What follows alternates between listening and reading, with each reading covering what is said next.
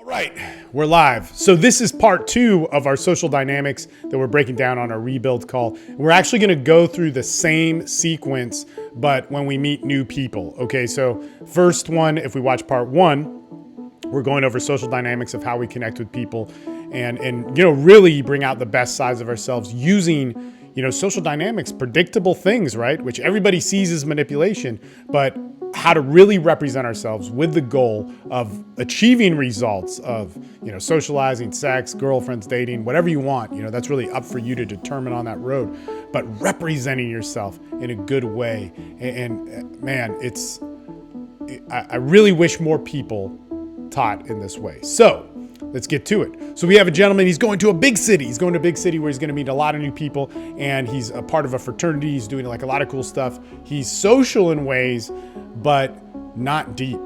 And here's the big hack, right? I always think this is so funny.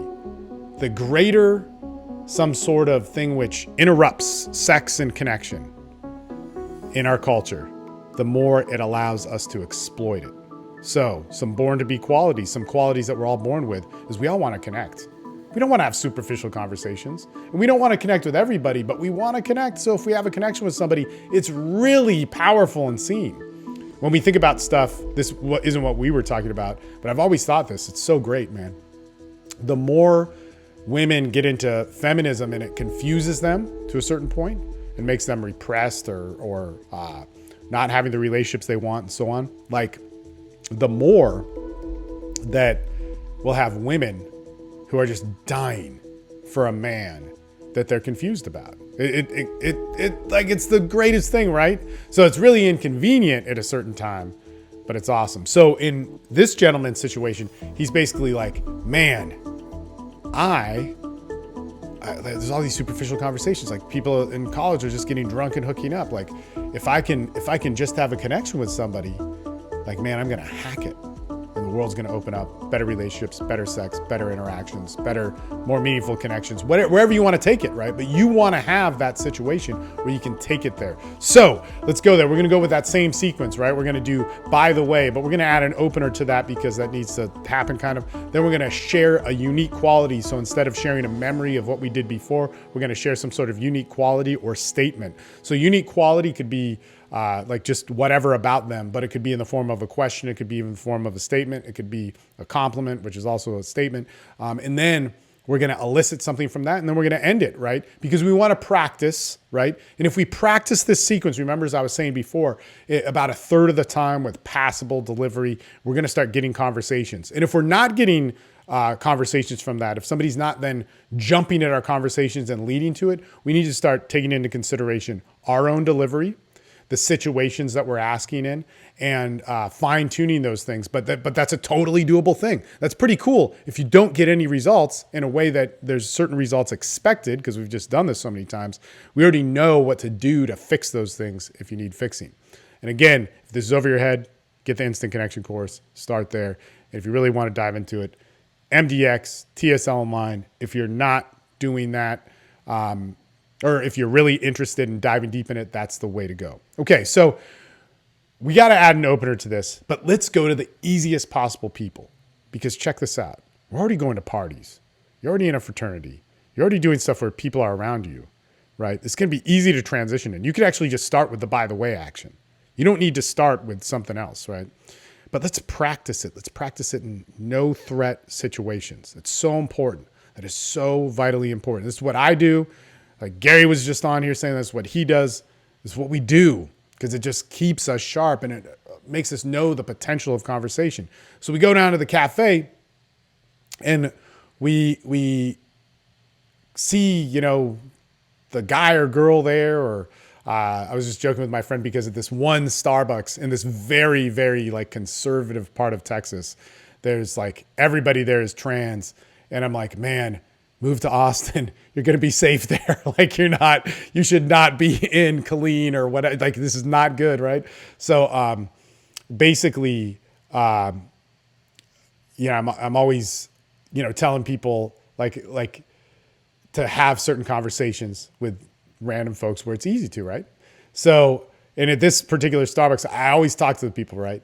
So I go there, I'm like, hey, how's your day going? Like, yeah, whatever, blah, blah, blah, blah, blah. It's a real easy opener. The person's paid to be nice to you. I get to that, but they're not paid to have a conversation with you beyond that.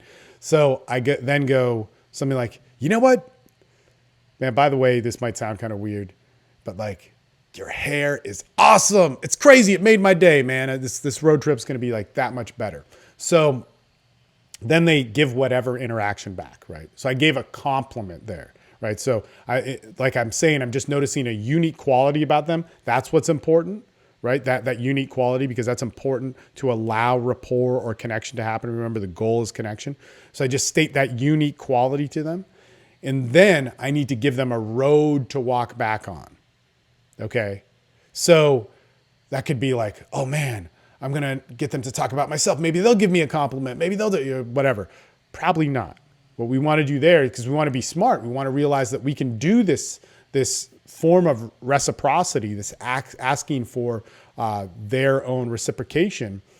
We can do that, right, in very many multitude of creative ways beyond that I could even think of, even though this is like one of the templates that I teach from a lot. So you say, man, your hair is awesome. It's great. It's going to make my road trip good. Then we say, but I got a question for you, right? How many people do you actually affect a day with something that you put out there? Or how many people just affect you? Like, is that important to you? And they might be confused by it. I need to explain it. And it's real easy to explain, right? Real easy. But I got to make it really dumbed down if I'm going to explain it. Not because the people are stupid, but because we never have conversations like this, right? So I just say like, but really simply, like, how much of what you specifically do, put out, whether it's what you wear, what you say, how you care for somebody, affects other people? In fact, here's a better question. Who's the person you affected most today other than me? And I just want them to think about it. So check this out. If they can think about that, if they can play that in their mind, I'm gaining that reciprocity. They care about what I'm saying to give me a point of real value, right? Real value to me. And it matters what I think. It's not about power or anything. It's more the demand that I want a real conversation and not some stupid conversation. Because if we only have superficial conversations, it's all about power, right? So I then say something, like, man, when was the last time you really affected somebody, and made them have a good day? I just want to know, when did it happen? Then I want to make it real easy. Who was the last person that you made feel good? Just with like how you talk, how you picked up the phone and answered it, but like, what did you really give to somebody? Like, what is that? All I care is that they think about it. They can answer it. They can have trouble answering it. They could elaborately answer it, but more than likely they're going to be kind of confused and just be like, oh man, that's a crazy, why are you asking me this? Like, And then all you have to do is end it, right? So we're just practicing. And remember, if we end it, this could turn into this could unfold into something, right? If I'm just at the drive-thru in Starbucks, probably not. But I'm going to end it by saying, man, you're awesome. I know if we talked a lot, we'd probably get along. Something like that, right? Or you don't need to lie. You'd say like, man, that's awesome. I could tell you like think deeply. I'd love to have a deeper conversation with you at some point. But I'm out of here. I got to go hit the road or whatever, or it's like, man, I got to go talk to more people, or I'm going to ask you another question.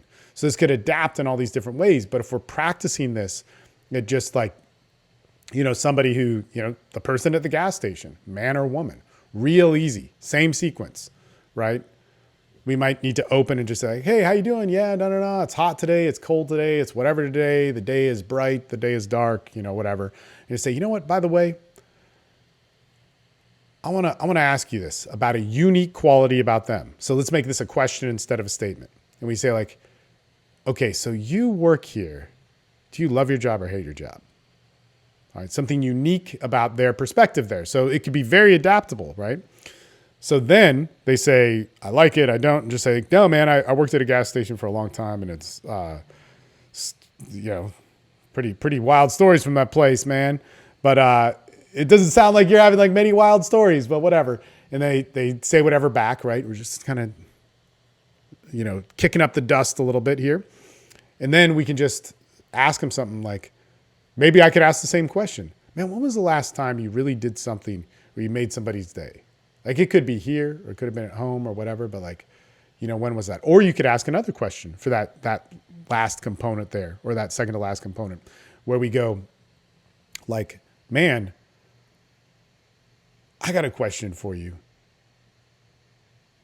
What do you really like want to do with your life? Okay, what do you really want to do? Because like, I always liked working in my jobs, but the real goal is like, man, I just want to do this. And then a lot of times they're going to fire out a quick answer, right? And just be like, music, God, family, whatever stuff. Like it's always, whenever you ask somebody about their passions, at least in southern states, it's always like family, God, or like some sort of artistic thing. And then the sad part about it is they never actually do those things. So it's like, then if you challenge them, like, well, like, how do you, okay, so really with God, like, how do you do that every day? Well, I don't know, I pray. Well, but it's like the most important thing for you. Like, how much time do you spend with that? It's always a interesting deal. But anyway, so you can ask them that. Now, the important thing there is that you want them to think deeply about themselves, right? Now, this doesn't have direct relationship to you, but you want them to deeply think about something themselves or about themselves. And then you want to give it a value. Like, man, that's awesome. So in the ending of it, like, let's say they can't articulate it. They're like, family. Like, okay, cool. But like, how much time do you spend with your family? Do you really think about this? Like, cause for me, one of the most important things in my life is my family. And so to like, look at, like, I'm with that 24/7. It's a big part of everything. It's behind everything I do.